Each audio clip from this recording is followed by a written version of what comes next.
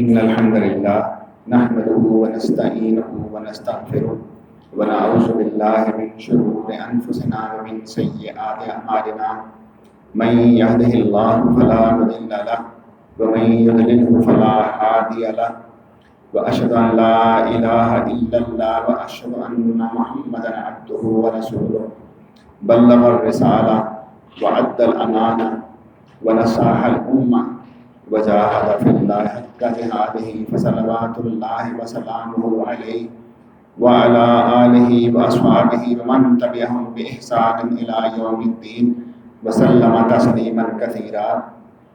أما بعد فإن خير الحديث كتاب الله وخير الهدي هدي محمد صلى الله عليه وسلم وشر الأمور محدثاتها وكل محدثة بدعة وكل بدعة ضلالة وكل ضلالة في النار. فأعوذ بالله من الشيطان الرجيم. يا أيها الذين آمنوا اتقوا الله حق تقاته ولا تموتن إلا وأنتم مسلمون.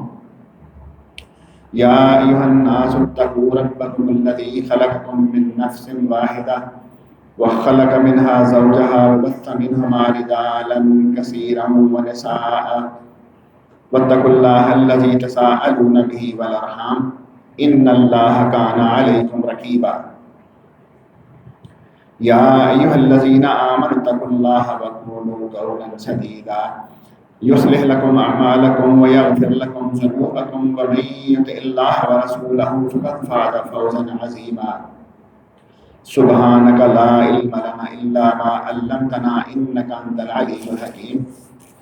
رب اشرح لي صدري ويسر لي أمري واحلل عقدة من لساني يفقهوا قولي. ہر طرح کی حمد و ثنا صرف ایک اللہ وحدہ لا شریک کے لیے، جس نے انسان کو نہ صرف پیدا کیا بلکہ اشرف المخلوقات بنا کر قوت گوئی عطا فرمائی اور اسے اندھیرے میں نہ چھوڑا بلکہ وقتاً فوقتاً بنی نوع انسان کی فلاح و رہنمائی کے لیے انبیاء و رسل کو مبعوث فرمایا اور تا قیامت رہنمائی کے لیے آخری امت کو قرآن حکیم عطا فرمایا. ان گنت درود و سلام خاتم الانبیاء نبی کریم صلی اللہ علیہ وسلم پر، جنہوں نے اپنی ذات پر سختیاں برداشت کر کے اللہ کا پیغام پہنچا کر حق کی رسالت عطا فرمایا اور قرآن حکیم کے تمام اسرار و رموز کی تعلیم دی.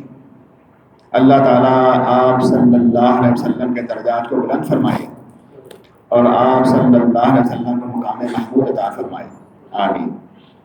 جس نے بھی قرآن و حدیث پر عمل کیا اللہ سبحانہ و تعالیٰ اسے جنت میں داخل فرمائیں گے، اور جس نے بھی ان دونوں سے منہ موڑا اس نے اپنے لیے جہنم کمائی. ان گنت درود و سلام معلم اعظم نبی کریم صلی اللہ علیہ وسلم اور آپ صلی اللہ علیہ وسلم سے قبل تمام انبیاء اور رسل علیہ السلام پر، جن سب نے اپنی اپنی امتوں کو اللہ کا پیغام پہنچا کر حق کی رسالت عطا فرمایا. اللہ تعالیٰ ان سب کے درجات کو بلند فرمائے اور شافی محشر نبی کریم صلی اللہ علیہ وسلم کو مقام محمود عطا فرمائے. آمین. بے شمار رحمتیں ہوں ازواج النبی الطاہرات امہات المومنین اور صحابہ کرام رضوان اللہ اجمعین پر، جنہوں نے اللہ جل شانہ کے احکامات اور نبی کریم صلی اللہ علیہ وسلم کے ارشادات پر عمل پیرا ہو کر قیامت تک آنے والوں کے لیے روشن ستاروں کی مانند مشل راہ بنے. انبیاء وراثت میں دینار و درہم نہیں چھوڑتے بلکہ علم چھوڑتے ہیں. صحابہ کرام رضوان اللہ اجمعین اور تابعین کیا ہی اچھے عمدہ وارث تھے، جنہوں نے وراثت نبویہ کا حق ادا کیا اور توحید کی دعوت مشرق و مغرب تک پہنچا کر بنی نوع انسان کی ہدایت کا سبب بنے. اللہ تعالی ہم سب کو ان کی پیروی اور احکامات و ارشادات کی بجا آنے کی توفیق عطا فرمائے. آمین.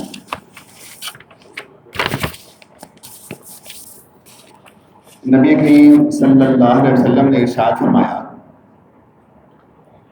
ان ابن عمر رضی اللہ تعالی عنہما قال، حضرت عمر کے بیٹے انہوں نے کہا، قال رسول اللہ صلی اللہ علیہ وسلم کہ نبی کریم صلی اللہ علیہ وسلم نے ارشاد فرمایا بنی الاسلام علی خمس کہ اسلام کی بنیاد 5 چیزوں پر ہے.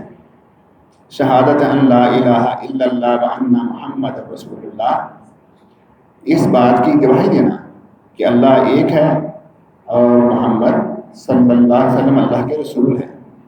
وَإِقَامِ الصَّلَاۃ، نماز کو قائم کرنا. وَإِيتَاءِ الزَّکَاۃ، زکوٰۃ کی ادائیگی کرنا. وَالْحَجِّ وَصَوْمَ رمضان، حج ادا کرنا اور رمضان کے روزے رکھنا. یہ وہ 5 چیزیں، یہ بنیاد ہیں. اس حدیث مبارکہ میں جن 5 بنیادی ارکان کا ذکر آیا ہے جو مسلمان ہونے کے لیے ضروری ہے، ان میں سے ہر کوئی 4 پر تو عمل پیرا ہے. مثلا ہم نے کلمہ شہادت پڑھا، اس کے بعد اللہ کی توفیق سے نماز پڑھتے ہیں، زکوٰۃ ادا کرتے ہیں، رمضان کے روزے رکھتے ہیں. مگر اس کا جو 5واں اور اہم ترین حج کا رکن ہے، ہم میں سے اکثریت اس کو بھلائے بیٹھی ہے. حالانکہ یہ صاحب استطاعت پر اسی طرح فرض ہے جس طرح باقی 4 چیزیں، کیونکہ یہ 5 چیزیں ملیں گی تو یہ ستون ہے، اسلام کی یہ بنیاد ہے. حج کو اکثریت نے اپنی ترجیحات میں رکھا ہی نہیں، اس کے باوجود کہ ان پر یہ فریضہ مالی اور بدنی لحاظ سے ان پر یہ فرض عائد ہو جاتا ہے. آج کے خطبہ جمعہ میں اللہ کی توفیق سے اسی پہ بات کریں گے، کیونکہ آج مکہ مکرمہ میں حج کا پہلا دن ہے. پوری دنیا سے حجاج سمٹ کر مینا میں پہنچ چکے ہیں، اور جو کل کا دن ہوگا یوم عرفہ، عرفات کا دن، اس دن سب حجاج جو ہیں وہ عرفات میں پہنچ جائیں گے. ہمارے لیے یہ شاید بات بتانا یا سننا یا سمجھنا ذرا تھوڑا مشکل ہو، لیکن یہ چونکہ ہمارے ان 5 فرائض میں سے ایک فرض ہے، لہذا اس کے بارے میں ہمیں آگاہی حاصل بھی کرنا چاہیے اور اس پہ بات بھی کرنی چاہیے. اور جس کو اللہ تعالیٰ نے توفیق عطا فرمائی ہو، وہ صاحب استطاعت ہو، تو اپنی ترجیحات میں وہ اس کو پہلی ترجیح رکھے. جو دنیاوی کام ہیں، لوگ اولاد کا نام لیتے ہیں، پڑھائی کا نام لیتے ہیں، گھر بار بنانے کا نام لیتے ہیں، لیکن وہ اس فرض کو بھولے بیٹھے ہیں کہ جب ان کے پاس آمد و رفت کا، آنے جانے کا، وہاں رہنے کا اتنا پیسہ ہو تو ان پر حج فرض ہو جاتا ہے. اور یہ جو حج ہے یہ ہے ہی صاحب استطاعت پر ہے. اور یہ حج زندگی میں ایک دفعہ فرض ہے. نبی کریم صلی اللہ علیہ وسلم نے ایک حج ادا فرمایا جس کو حجۃ الوداع کہتے ہیں، اور اسی میں ہم نے پچھلے جمعہ میں جو حجۃ الوداع کا خطبہ تھا اس کا خلاصہ بیان کیا. وہ حج کی جو تعلیمات ہیں وہ نبی کریم صلی اللہ علیہ وسلم کی پوری زندگی کا حاصل ہے. اس میں نبی کریم صلی اللہ علیہ وسلم نے ہر وہ بات بتا دی جس کا اللہ نے حکم دیا، ہر اس بات سے منع فرما دیا جو ہمارے لیے جائز نہیں، اور اس کے بعد پھر دین مکمل ہو گیا. اسی طرح یہ جو فرض ہے یہ زندگی میں ایک بار فرض ہے. اس کے بارے میں حضرت ابو ہریرہ رضی اللہ عنہ فرماتے ہیں، قال خطبنا رسول اللہ صلی اللہ علیہ وسلم کہ نبی کریم صلی اللہ علیہ وسلم نے خطبہ ارشاد فرمایا. فقال، تو نبی کریم صلی اللہ علیہ وسلم نے فرمایا، ایھا الناس، اے لوگو، قد فرض علیکم الحج فحجوا، کہ اے لوگو تمہارے اوپر حج فرض ہے، حج کو ادا کرو. فقال رجل، ان میں سے ایک صحابی نے پوچھا. اب دیکھیں کہ حدیث کا جب ہم نے آغاز کیا تو اس میں ہم نے حضرت ابو ہریرہ کا نام لیا کہ انہوں نے اس حدیث کو بیان کیا، لیکن یہ احادیث کا ایک اسلوب اس طرح کا ہے کہ اس میں اگر کوئی اس طرح کا سوال پوچھا جائے تو اس میں سے پھر اکثر اس صحابی کا نام نہیں آتا.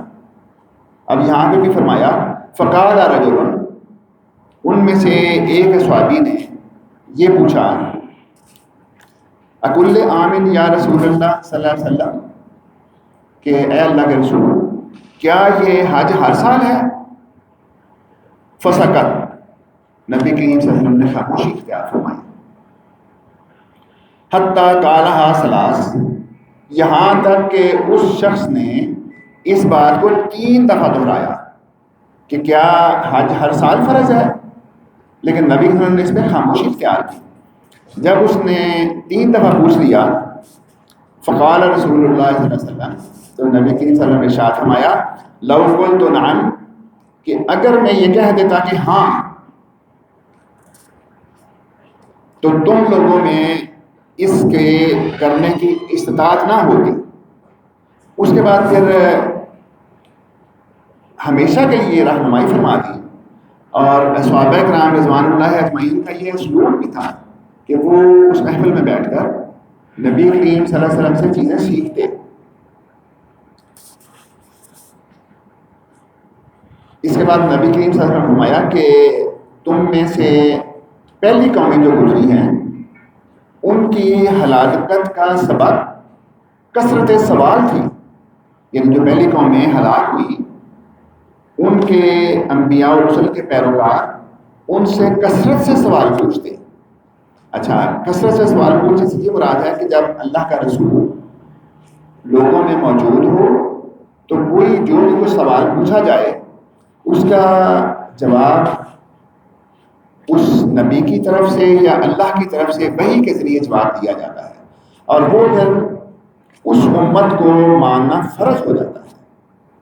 تو اس لیے نبی کریم صلی اللہ علیہ وسلم نے فرمایا کہ بعض ایسے سوالات ہیں جن سے مشکلات پیدا ہوتی ہیں، اور تم کثرت سوال سے پہلی قوموں کو ہلاکت ہوئی.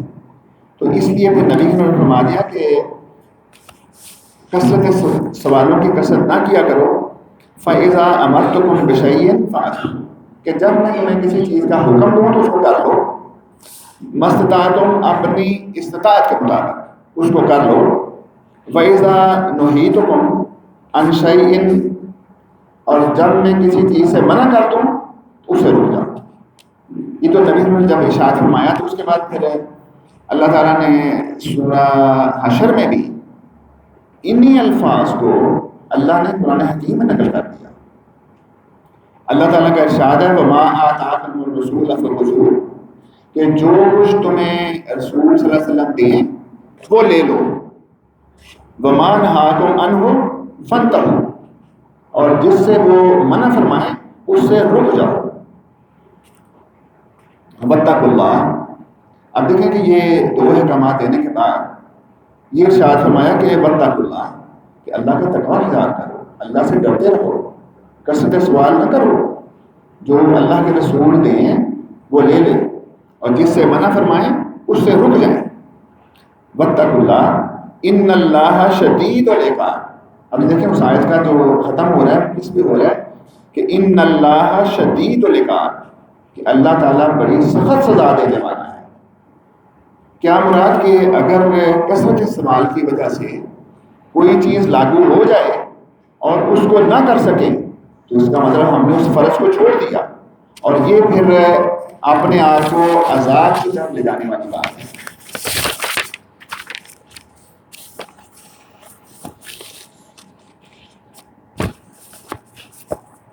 پھر اس کے بعد حضرت عمر رضی اللہ تعالیٰ عنہ نے فرمایا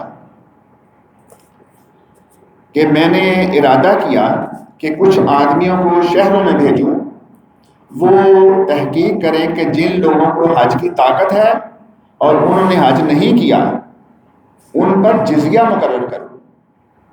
جزیہ غیر مسلم سے لیا جاتا ہے.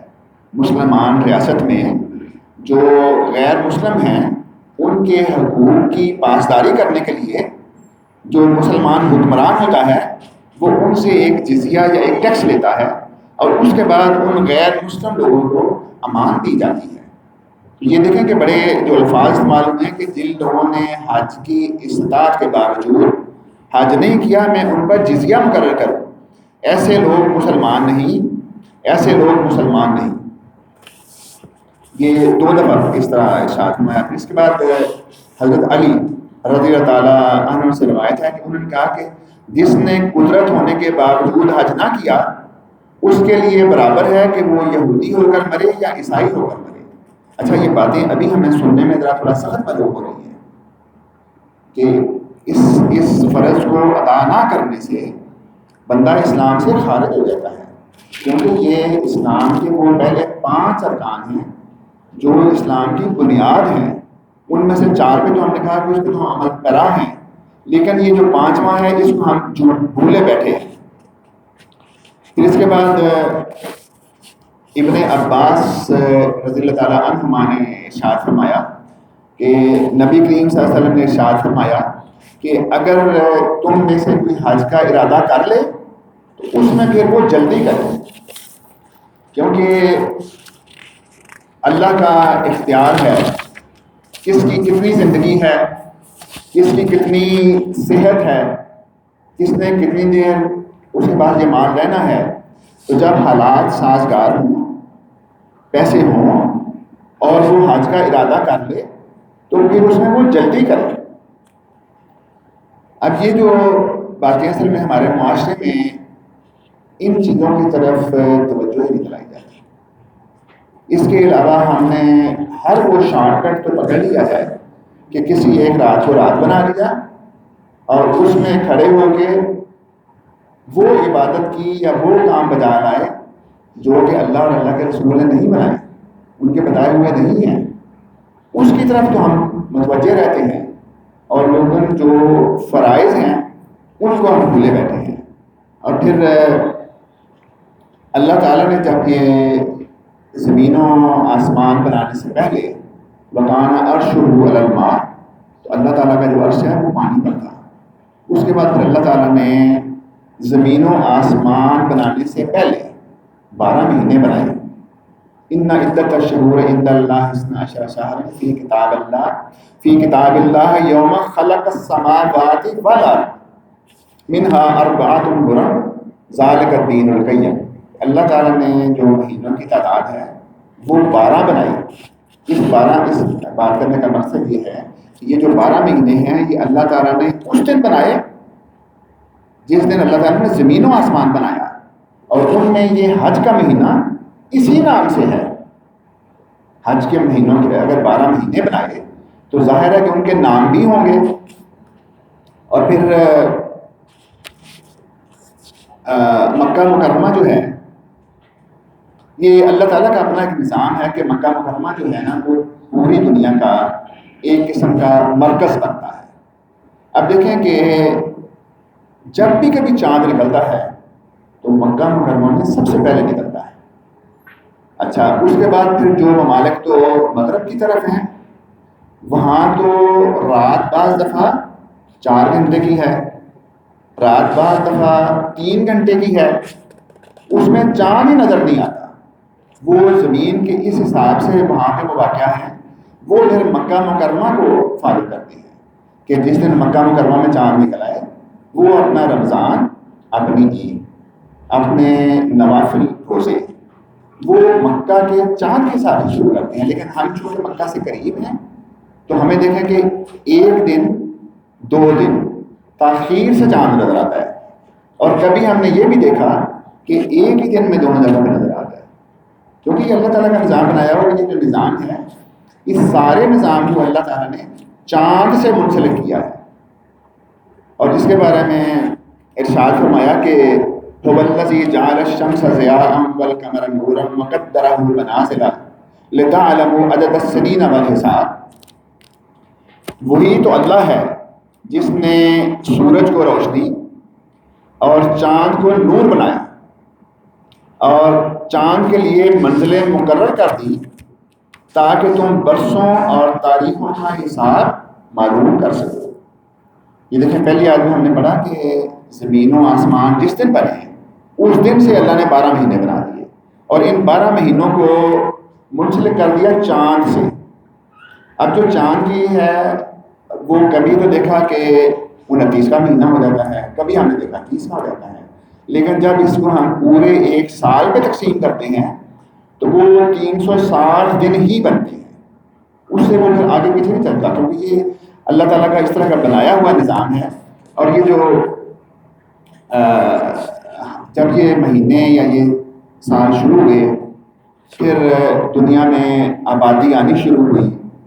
اچھا، اس زمانے میں سادگی کا یہ عالم تھا کہ 12 مہینے تو کسی کو یاد نہ ہوتے، بلکہ ان میں سے ایک مہینہ حج کا، اس کو وہ پکڑ لیتے کہ جو حج کا مہینہ ہے یہ اس سال کی ترتیب میں آخری مہینہ ہوتا، یعنی 12واں مہینہ ہوتا۔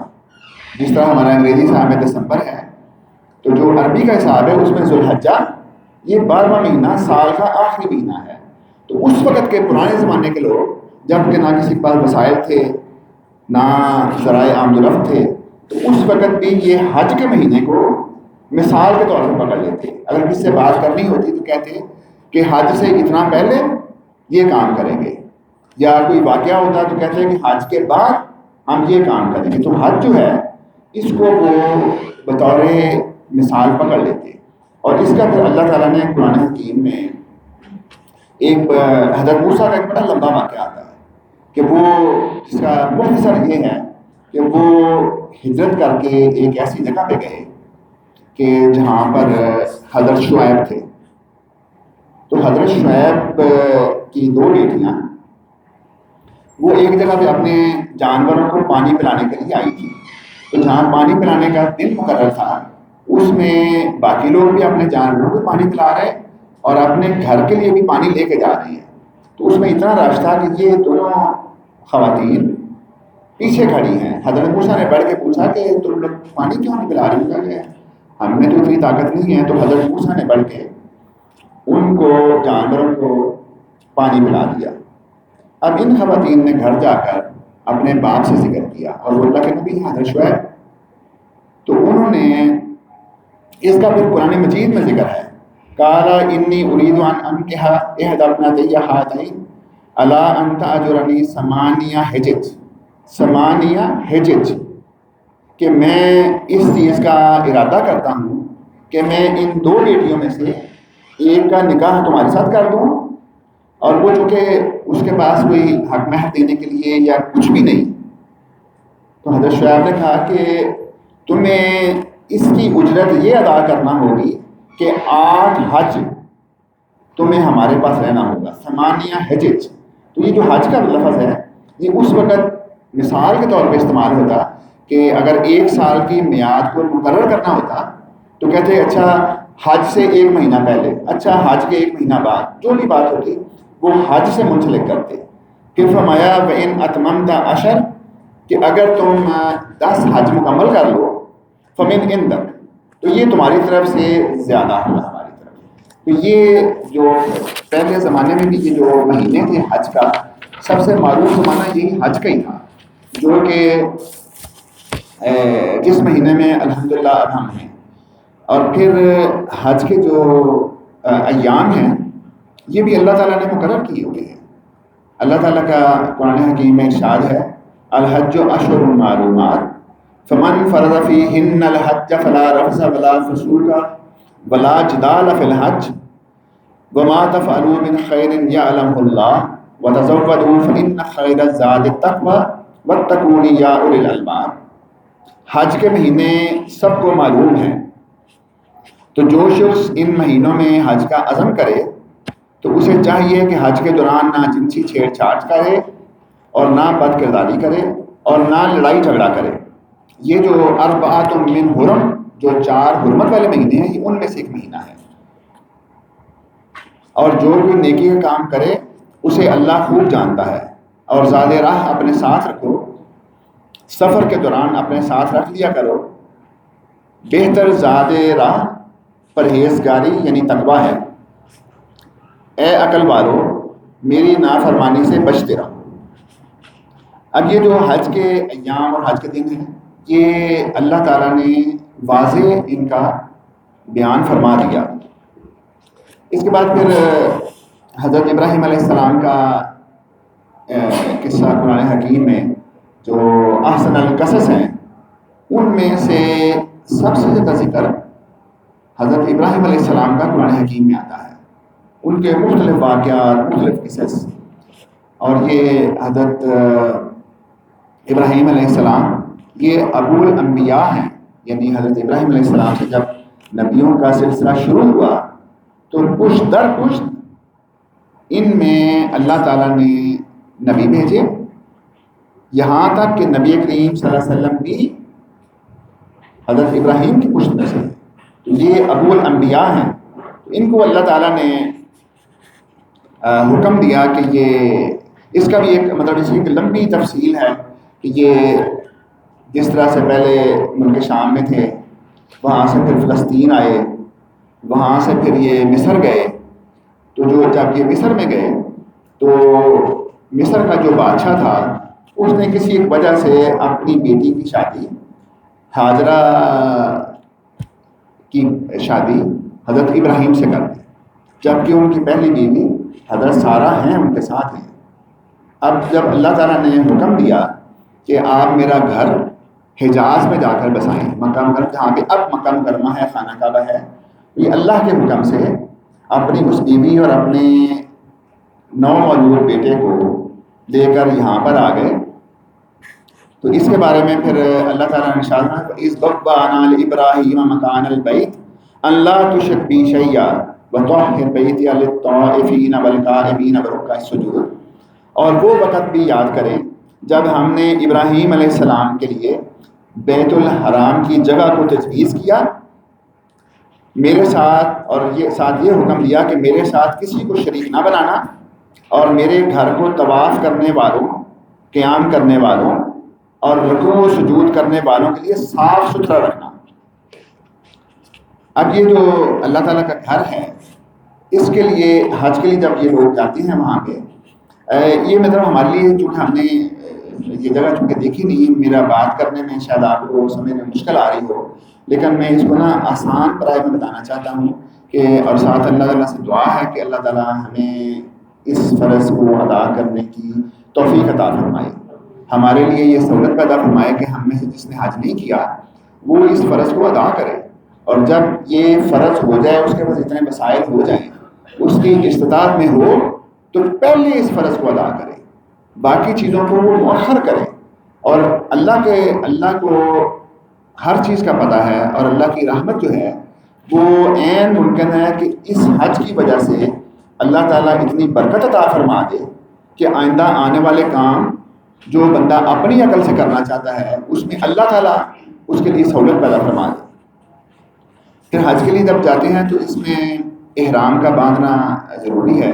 تو مکہ مکرمہ کے چاروں طرف جو راستے ہیں اس پہ مختلف میقات ہیں کہ اس کے بعد احرام کے بغیر بندہ اندر نہیں آ سکتا. اس کے پھر ہر ایک کے اپنے اپنے نام ہیں اور ہر طرف سے کوئی ہے. جب اللہ تعالیٰ کے حکم پر حضرت ابراہیم علیہ السلام نے اللہ کا گھر بنا لیا تو اب اللہ تعالیٰ نے حضرت ابراہیم کو حکم دیا وَأَذِّنْ فِي النَّاسِ بِالْحَجِّ يَأْتُوكَ رِجَالًا وَعَلَىٰ كُلِّ ضَامِرٍ يَأْتِينَ مِنْ كُلِّ فَجٍّ عَمِيقٍ. آپ لوگوں میں حج کا اعلان کر دیں اور وہ تمہارے پاس ہر دور دراز مقام سے پیدل اور کمزور بدن کے اونٹوں پر سوار ہو کر آئیں گے. اب دیکھیں کہ اللہ کا گھر بنایا، وہاں بھی آبادی نہیں ہے، چند لوگ ہیں، لیکن اللہ تعالیٰ نے حکم دیا وَأَذِّنْ فِي النَّاسِ بِالْحَجِّ کہ آپ لوگوں میں حج کا آوازہ لگا دیں. اور یہ چونکہ اللہ کا حکم تھا، اور آج ہمیں یہ بات سمجھنے اس لیے آسان ہے کہ اب ہمارے پاس مینز آف کمیونیکیشن اتنے ہیں کہ اب ہم اگر یہاں بات کرتے ہیں تو وہ دنیا کے کسی کونے میں بھی جس سے بھی بات کرنا ہو اس تک وہ بات پہنچ جاتی ہے. تو یہ اللہ کا وہ نظام ہے جو آج سے بہت پہلے حضرت ابراہیم علیہ السلام کے زمانے میں بھی اللہ کے حکم سے یہ نظام چلا. اور جب اس کے بارے میں پھر یہ ارشاد ہے کہ جب حضرت ابراہیم علیہ السلام نے یہ آواز لگائی تو اللہ تعالیٰ کے حکم سے جو آنے والی روحیں تھیں اللہ تعالیٰ نے ان کو بھی یہ آواز سنائی اور انہوں نے کہا لبیک، جس جس روح نے وہ لبیک کہا ہوا ہے اللہ تعالیٰ اس کے لیے آسانی فرماتا ہے اور وہ حج کو ادا کر لیتے ہیں۔ پھر اس میں خانہ کعبہ میں 2 پتھر ایسے ہیں جو کہ جنت سے آئے ہوئے ہیں۔ ایک تو حجر اسود، بڑا مشہور جگہ ہے حجر اسود، اور ایک ہے مقام ابراہیم پر ہے حجر اسماعیل۔ یہ 2 پتھر جو ہیں یہ جنت سے آئے ہوئے ہیں اور یہ اللہ تعالیٰ کی نشانیوں میں سے نشانیاں ہیں۔ پھر اسی طرح مکہ مکرمہ میں وہاں 2 پہاڑیاں ہیں، صفا اور مروہ، اس کے بارے میں بھی اللہ تعالیٰ نے ارشاد فرمایا ان الصفا والمروة من شعائر اللہ فمن حج البیت او اعتمر فلا جناح علیہ ان یطوف بہما ومن تطوع خیرا فان اللہ شاکر علیم۔ صفا اور مروہ اللہ کی نشانیوں میں سے ہیں، لہذا جو شخص کعبہ کا حج کرے یا عمرہ کرے تو اس پر کچھ گناہ نہیں کہ وہ ان دونوں کے طواف کرے، اور جو شخص برضا و رغبت نیکی کا کام کرے گا بے شک اللہ تعالیٰ بڑا قدردان ہے اور ہر بات کو جاننے والا ہے۔ پھر جب حج کے لیے لوگ روانہ ہوتے ہیں، جس طرح آج پہلا دن ہے وہاں پہ حجاج کا مینا میں، تو اس کے لیے بھی اللہ تعالیٰ نے ان کو یہ ہدایت کی کہ اللہ کا کثرت کے ساتھ ذکر کرے۔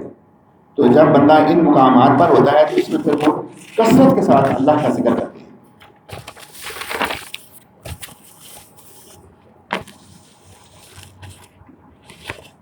اس میں پھر حج کے موقع پہ جتنے بھی حجاج جاتے ہیں اس میں سے جو حج کی 3 قسمیں ہیں، ان میں سے 2 ایسی اقسام ہیں جن میں قربانی کرنا اس حاجی پر ہر ایک فرد پر، اگر گھر کے 2 افراد گئے ہیں تو دونوں قربانی کریں گے، اور اس کا طریقہ یہ ہے کہ جب وہ آج مینا کا دن ہے، کل انہوں نے عرفات جانا ہے، اور رات واپسی پر مزدلفہ میں روک کے جب واپس مینا آئیں گے تو کنکریاں مارنے کے بعد سر کے بال مڑا کر احرام کھولے، قربانی کر کے سر کے بال مڑا کے احرام کھول دیتے ہیں۔ تو یہ اللہ تعالیٰ نے اس کے لیے بھی سہولت پیدا فرمائی، وَأَتِمُّ الْحَجَّ وَالْعُمْرَةَ لِلَّهِ، اور اگر اللہ کی خوشنودی کے لیے حج اور عمرہ کرو۔ اب دیکھیں کہ اس میں 2 لفظ آئے ہیں، وَأَتِمُّ الْحَجَّ وَالْعُمْرَةَ، اکثر جگہ پہ یا حج کا لفظ ہے یا عمرہ کا ہے، تو یہاں پہ اکٹھا لفظ آیا کہ وَأَتِمُّ الْحَجَّ وَالْعُمْرَةَ لِلَّهِ۔ تو اس میں ہے کہ جو حج ہے اس کے بتا دیا کہ ایام معدودات، اس کے چنتی کے چند دن ہیں حج کے، اور عمرہ جو ہے وہ ہر وقت ہو سکتا ہے۔ تو ان دونوں کو یہاں پہ اکٹھا کر دیا۔ پھر اس میں ہے کہ اگر کسی کے پاس اس قربانی کی ہمت نہ ہو تو اس کے لیے اللہ تعالیٰ نے قرآن حکیم میں انہی آیات میں فرما دیا، فَمَن لَمْ يَجِدْ فَصِيَامُ ثَلَاثَةِ أَيَّامٍ فِي الْحَجِّ وَسَبْعَةٍ إِذَا رَجَعْتُمْ تِلْكَ عَشَرَةٌ کاملہ، کہ جس کے پاس قربانی کی استطاعت حج کے دوران، جس کے پاس قربانی کی استطاعت نہ ہو وہ 3 روزے حج کے درمیان رکھے، وَسَبْعَةٌ إِذَا رَجَعْتُمْ، اور 7 روزے جب واپس اپنے گھر میں آ جائے پھر وہ 7 روزے وہ رکھے، تِلْكَ عَشَرَةٌ کاملہ، تو یہ جو 10 روزے ہیں یہ انشاءاللہ اس کی قربانی کا بدل ہوں گے۔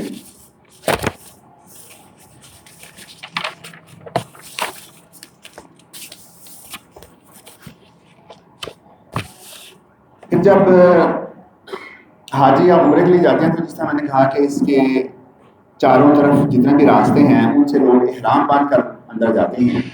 تو جب احرام باندھ لیتے ہیں تو اس کے بعد تلبیحات پکارتے ہیں، لبیک اللہم لبیک لبیک لا شریک لک لبیک ان الحمد والنعمت لک والملک لا شریک لک۔ اب یہ دیکھیں کہ احرام میں کچھ پاس اپنے لیے احرام باندھا ہوا ہے، ایک چادر سفید نیچے ہے، ایک سفید چادر اوپر ہے، اور سب کچھ گھر بار مال دولت سب چھوڑ کر اللہ کے دربار میں حاضر ہیں اور کہتے ہیں لبیک اللہم لبیک، اور وہاں پر جا کر ہر طرح کے شرک کی نفی کرتے ہیں، لا شریک لک لبیک ان الحمد والنعمت لک والملک لا شریک لہ. تو اس کے بارے میں اس تکبیر کی بڑی فضیلت بیان ہوئی ہے. سہل بن سعد المساعدی نے یہ حدیث رضی اللہ تعالیٰ عنہ یہ حدیث روایت کی ہے. ما من ملبب یلبا الا لبا ما عن یمینہ و شمالہ من حجر او شجر حتی ینقطع الارض من ہا ہنا و ہا ہنا. حضرت سہل بن سعد رضی اللہ تعالیٰ عنہ نے روایت کیا کہ نبی کریم صلی اللہ علیہ وسلم نے فرمایا جب کوئی تلبیہ کہنے والا تلبیہ کہتا ہے تو اس کے دائیں اور بائیں زمین کے آخری کناروں تک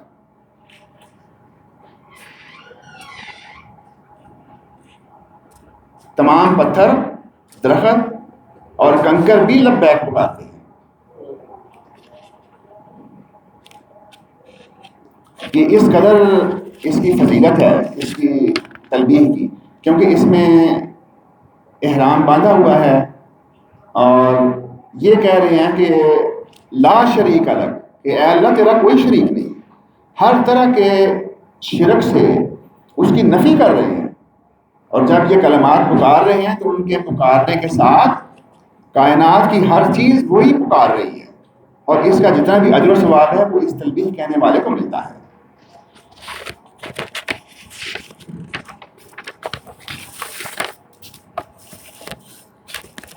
مکہ مکرمہ جو ہے یہ ایسی سرزمین ہے کہ جس پہ عرفات کی جگہ جو مکہ سے بالکل ایک منہک آبادی ہے، وہاں پر عرفات میں جبل الرحمہ ہے جس پر کھڑے ہو کر نبی کریم صلی اللہ علیہ وسلم نے خطبہ حجۃ الوداع ارشاد فرمایا. اور یہی وہ جگہ ہے جس جگہ حضرت آدم علیہ السلام کی توبہ قبول ہوئی. جب حضرت آدم علیہ السلام کو اللہ تعالیٰ نے جنت سے زمین پر بھیجا تو کوئی رابطہ نہ تھا. اللہ تعالیٰ سے پھر انہوں نے جب دعا کی ربنا ظلمنا انفسنا وَإِن لَمْ تَغْفِرْ لَنَا وَتَرْحَمْنَا لَنَكُونَنَّ مِنَ الْخَاسِرِينَ. تو اللہ تعالیٰ نے اس جبل الرحمت پر حضرت آدم علیہ السلام کی توبہ کو قبول فرمایا.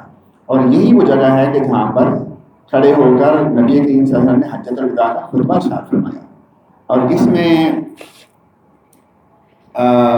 چونکہ ہم اپنے ملک کی ہم اپنے معاشرے کی بات کرتے ہیں تو اس میں اگر دیکھا جائے تو اگر ہمارے یہاں خرابیاں ہیں تو جب ہمارے لوگ حج کے لیے جاتے ہیں بجائے یہ کہ جب کہہ دیا کہ لا شریک الگ، تیرا کوئی ہر چیز اللہ کے سپرد کر دی اور نبی کریم صلی اللہ علیہ وسلم کی سنت کو اس کو کرنے کے لیے وہاں پہنچ گئے، لیکن اختلاف وہاں جا کر بھی یہ کر لیتے ہیں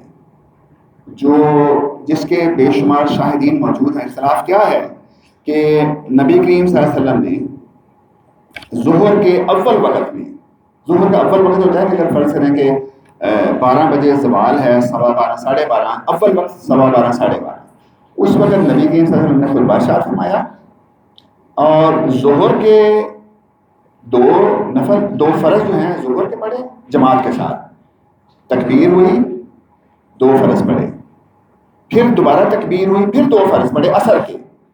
تو نبی کریم صلی اللہ علیہ وسلم نے ایک حج کیا ہے اور اس میں آپ صلی اللہ علیہ وسلم نے ظہر کے اول وقت میں 2 اور 2 یعنی 2 ظہر 2 عصر پڑھے. اب اس میں اس کو بدنصیبی کہنا چاہیے کہ ہمارے کچھ لوگ وہاں جا کر خیموں میں یہ جا کر اعلان کرتے ہیں کہ ان کے پیچھے جماعت کے ساتھ نماز نہ پڑھنا، ہم یہاں کیمپ میں ظہر کے وقت پر ظہر پڑھیں گے اور عصر کے وقت پر عصر پڑھیں گے. اللہ تعالیٰ ان کو ہدایت دے اور ان کو ہر وہ کام کرنے کی توفیق عطا فرمائے جس کا اللہ نے حکم دیا اور نبی کریم صلی اللہ علیہ وسلم نے کر دکھایا. تو یہ جو مکہ مکرمہ ہے یہ وہ سرزمین ہے کہ جہاں پر اللہ تعالیٰ کا گھر ہے اور یہ پوری دنیا کا مرکز ہے. اور اسی میں دیکھیں کہ جب اسلام کی دعوت کا آغاز ہوا تو یہ وہ فضا تھی جس میں صحابہ کرام پر بڑی مشکلیں آئیں، بڑی مصیبتیں ہیں، لیکن جس نے کلمہ ایک دفعہ پڑھ لیا وہ پھر اسے ہٹا نہیں. انہوں نے جان تو دے دی لیکن اسلام سے نہیں ہٹے۔ یہ وہ سرزمین ہے، بڑی بڑی بابرکت، بڑی بلند سرزمین ہے، اور اس میں ہونا تو یہ چاہیے کہ ہمیں کسی بھی بات میں اختلاف نہیں کرنا چاہیے جس میں کہ صریحاً ہمارے پاس قرآن حکیم اور نبی کریم صلی اللہ علیہ وسلم کی تعلیمات ہوں، لیکن اس کے باوجود بھی لوگ ان چیزوں کو وہاں پر جا کر لیتے ہیں۔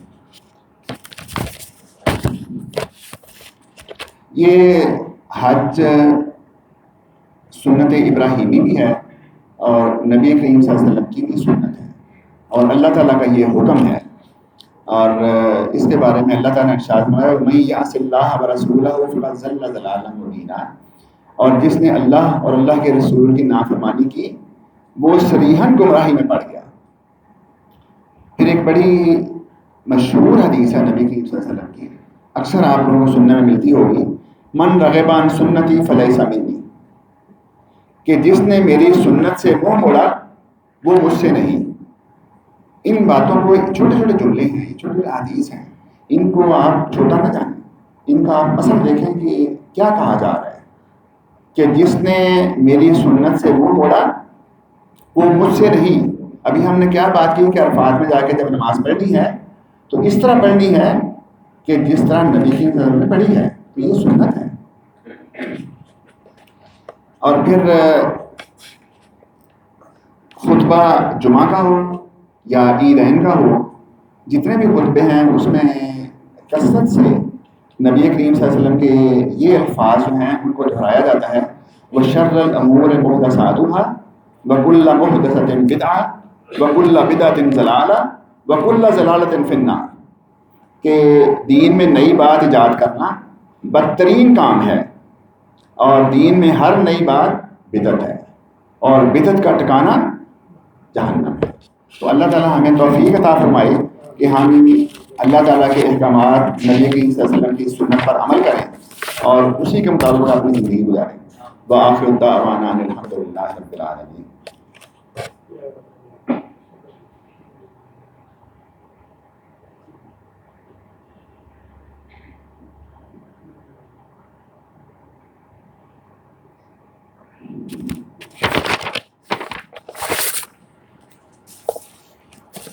خطبہ جمعہ کے پہلے حصے میں جو دین اسلام کے 5 ستون ہیں ان کا ذکر ہوا، اور جس میں سے ایک رکن کو ہم بھولے بیٹھے ہیں، حج۔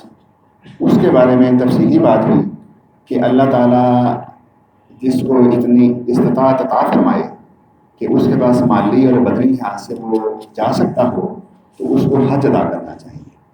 پھر اس میں بعض خواتین ایسی ہوتی ہیں کہ جو صاحب حیثیت اور مالدار ہوتی ہیں، ان پر حج کا فرض ہونا ان کے مال کی وجہ سے نہیں، ان کے اوپر حج کا فرض اس وقت ہوتا ہے جب ان کے ساتھ ان کا محرم ہو، اور جو محرم ہے وہ بھی حقیقی محرم ہو، وہ محرم نہیں جو حج کا فارم پر کرتے ہوئے محلے والا مولوی صاحب کا نام لکھ دیتے ہیں، پورا محلہ کی عورتیں کا ایک ہی محرم ہوتا ہے۔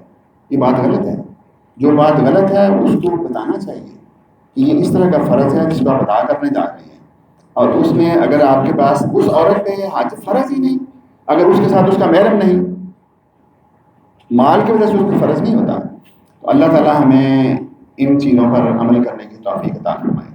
ان الحمد للہ نحمده ونستعینه ونستغفره ونعوذ باللہ من شرور انفسنا ومن سیئات اعمالنا، من یهده اللہ فلا مضل له ومن یضلل فلا هادی له، واشهد ان لا الہ الا اللہ واشهد ان محمدا عبده ورسوله، اما بعد فان خیر الحدیث کتاب اللہ وخیر الهدی هدی محمد صلی اللہ علیہ وسلم، وشر الامور محدثاتها وكل محدثة بدعة وكل بدعة ضلالة وكل ضلالة في النار۔ أعوذ بالله من الشيطان الرجيم، بسم الله الرحمن الرحيم، إن الله وملائكته يصلون على النبي يا أيها الذين آمنوا صلوا عليه وسلموا تسليما، اللهم صل على محمد وعلى آل محمد كما صليت على إبراهيم وعلى آل إبراهيم إنك حميد مجيد، اللهم بارك على محمد وعلى آل محمد كما باركت على إبراهيم وعلى آل إبراهيم إنك حميد مجيد. اللهم ذلني تحت ظل عرشك يوم لا ظل إلا ظلك ولا باقي إلا وجهك واسقني من حوض نبيك سيدنا محمد صلى الله عليه وسلم شربة هنية مرية لا نسمع بعدها أبدا. اللهم إن لك علي حقوقا كثيرة فيما بيني وبينك وحقوقا كثيرة فيما بيني وبين خلقك. اللهم ما كان لك منها فاغفره لي وما كان لخلقك فتحمله عني وأغنني بحلالك عن حرامك وبطاعتك عن معصيتك وبفضلك عمن سواك يا واسع المغفرة. توفنا مسلمين والحقنا بالصالحين غير خزايا ولا مفتونين. اللهم يا رب البيت الذي اعتق رقابنا ورقاب آبائنا وإخواننا وأولادنا من النار يا ذا الجود والكرم والفضل والمن والعطاء والإحسان. اللهم أحسن عاقبتنا في الأمور كلها وأجرنا من خزي الدنيا وعذاب الآخرة. إن الله يأمر بالعدل والإحسان وإيتاء ذي القربى وينهى عن الفحشاء والمنكر والبغي يعظكم لعلكم تذكرون. أقم الصلاة إن الصلاة تنهى عن الفحشاء والمنكر ولذكر الله أكبر والله يعلم ما تصنعون.